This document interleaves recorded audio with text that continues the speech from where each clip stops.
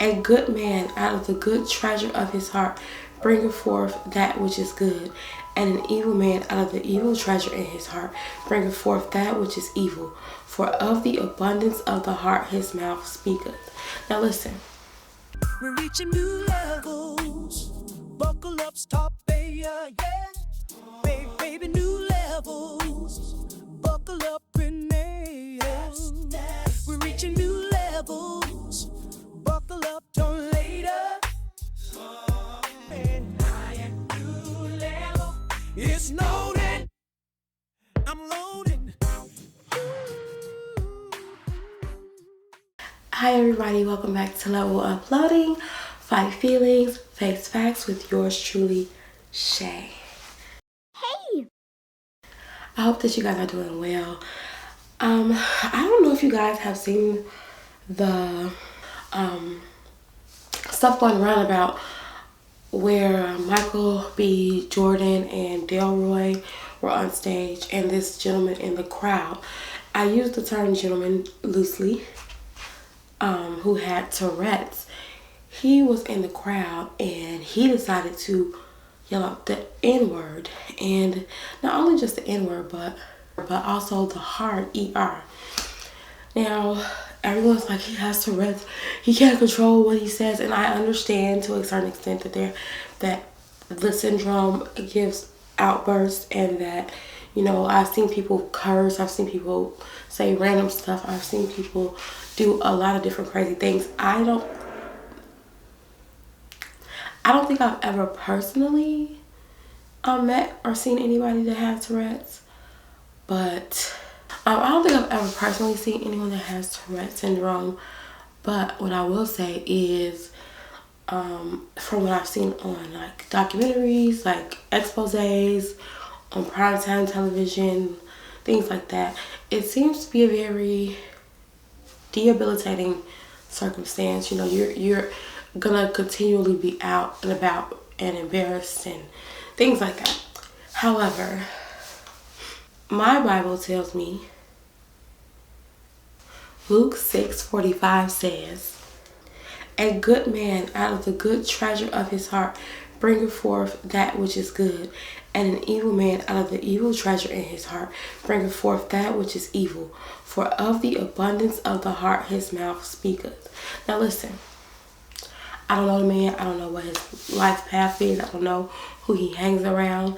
I understand from what I saw that he's an advocate for Tourette's, and more power to him. We need more information and advocacy in that area, because it's a syndrome that a lot of us just don't know about. However, I've never heard, and you guys can correct me if I'm wrong, I have no problem with being wrong, I've never heard of anybody spewing out slurs in a timely fashion that correlate technically with what's going on. Now, I'm not gonna say any slurs, guys, I'm just not, but if there were two Hispanic people up there and he said that, it would be like, okay, that's random, that's weird, but okay, he has Tourette's. If there were two Asian people up there and he said that, like, okay, get y'all boy, he's going a little nuts, but whatever, we would still feel like it's inappropriate, but we could kind of not collaborate it to being something that was directed. But also, anyway, but no, the timeliness, this was something that subconsciously and subtly was in his mind. And what is crazy, I made a post yesterday just saying, like, if you have Tourette's or you have dementia where you can't even remember who you are, you can't remember where you are, what year it is, what you're doing, but you remember that you hate black people, or that you remember that you hate any other marginalized group of people. You can't remember your name, who you are, your kids, your loved ones, but you remember that you hate black people and that you are racist, and you bank on that and you live like that. That is in your heart, and out of the abundance of the heart, the mouth speaks. That man, whether it was white people, black people, whoever was on that stage, he could not have spewed that out, even with his syndrome, without that being in his heart, without that being something that he has said before, without that being something that he has used before, or been around people who's used it and it's gotten into his psyche. However it goes, he is comfortable in his subconscious mind with using that term to describe people of color or to describe things that he doesn't agree with. And it's unfortunate that two men of color had to have composure in a time like that when they really should have been appalled. They really should have been appalled by it. And then you have to also think about this. There's a clip of Delroy on a news forum. I can't remember which one. If I find the clip, I will insert it. I think Chuck is pointing out a double standard here, Adrian. I mean, take hip-hop. We've talked about this on the show before. You have African-American rappers saying N-word this and N-word that, but a Caucasian can't. So say it. Say what? Say the word you want to say. I'm not saying that I want to say it. I'm just saying that I can't. Sure you can. Say it. Say it right now. I will say it with you. Okay, this is hypocritical. You know we can't. Sure you can. This is America. Both of you. Say it. All right, I think we can move on. What? Why move on when you want to say it? Both of you want to say it. Huh? All together, everybody. And he's basically telling the newscaster who's asking him, hey, well, what's so powerful about the word? Why can't we just say it? If you guys can say it, we can say it. We're the ones that made the word up and all types of crazy rhetoric. And Delroy was like, well, just say it. You want to say it so bad, go ahead and say it. And of course the newscaster's like, no, I'm not going to say it. I'm not going to say it. You want to say it so bad, it's going to make you're questioning how I feel and how I'm telling you how that makes us feel when people that are not of color use it. I personally don't like when anybody uses it, yet alone people with, no background to it, yet alone with the heart, ER. I mean, at least you could have said, my God, goodness gracious. But neither here nor there. They had to be composed, and that's something that we have to do all the time in this world. We just have to take it on our chin, and we just have to, buck up and remain these well-composed people. And we are supposed to do that. Honestly, that's really the fruits of the Spirit is for us to do that. But people don't understand that is hard sometimes. And I very much applaud them for not,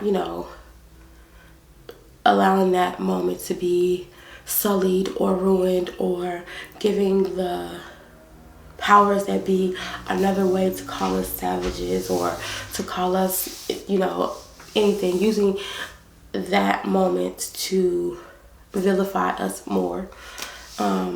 We should be having control of our emotions. We should not be angry. We should not be putting our hands on people.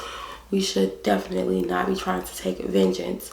But I'm just using the example of the dissertations that happened after that happened with Will.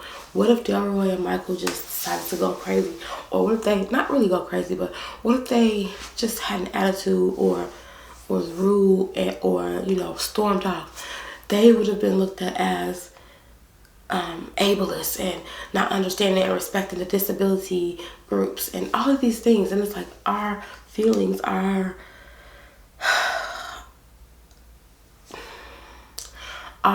continued just abuse is just always downplayed. And at the end of the day, we know that vengeance is the Lord's and that, hey, that is what that is. But at the end of the day, I still do applaud them, and I applaud them for just keeping their composure and not letting themselves be baited or, coerced into a reaction that would have done more harm than good, and that would have taken off the spotlight of the ignorance versus their response to the ignorance. You know what I mean? Either way it goes, out of the abundance of the heart, the mouth speaks. And that's something that I am trying to reconcile with myself as well. Sometimes there are jokes that I want to say or that pop up in my head, or even if I don't say them and I actually have the self-control to, you know, keep my flesh in check, the Holy Spirit will convict me before I even type it, or before I even, you know, before I even go out and say anything. The Holy Spirit will convict me. But it's like, just realizing that's in your heart. That hate, that joke, that just disgusting behavior, that gossip, even if you don't actually put it out into the world, me knowing that that's in my heart is just showing that I still have more pruning to do, more cleaning up to do, more restoration, more sanctification to do. And I hope that you guys know that you do too. We are never going to be complete until we are with him, you know. So it's gonna always be a process. And as we navigate this world, we have to learn not to take things so personally, because unfortunately, my camera's about to die, but unfortunately, we are in this world, but not of this world. And even whether you're black, white, or anything in between, you deserve to be respected and not abused verbally, physically, or any of those things. But yeah, my camera is about to die, unfortunately. I don't know why, because I've only been recording for about 12 minutes, but neither here nor there. I just want to get you guys thinking. Sometimes I don't always want to just go, you know, too deep, because they're editing shade here, guys. My camera did die, so the rest of the footage, and there's no more footage. But I was just want to close this out just to let you guys know that, like I said, this one was more so about the verse, the Bible verse. And listen, I'm not going to sit here and say that I am an expert on Tourette's or anything like that. So if there's any misinformation, please, I don't feel anything about being corrected. I'm totally okay with that. But I just know that I've never seen anybody with Tourette's screaming out a language that they didn't speak, or, you know, it's always something that they at least heard, said something. So I'm just saying, you know, if you're not randomly, you know, speaking German or randomly speaking Swahili, it has to be something that was in your heart. It has to be something that you have taken part in for it to spew out. So, you know, whether the man was listening to NWA before he came or whatever, I don't know. Maybe he was watching a documentary on the Klan. I don't know. But either way it goes, that somehow that word got in his heart. And that's why it came out of the abundance of the mouth. Out of the abundance of the heart, the mouth speaks. We're reaching new levels.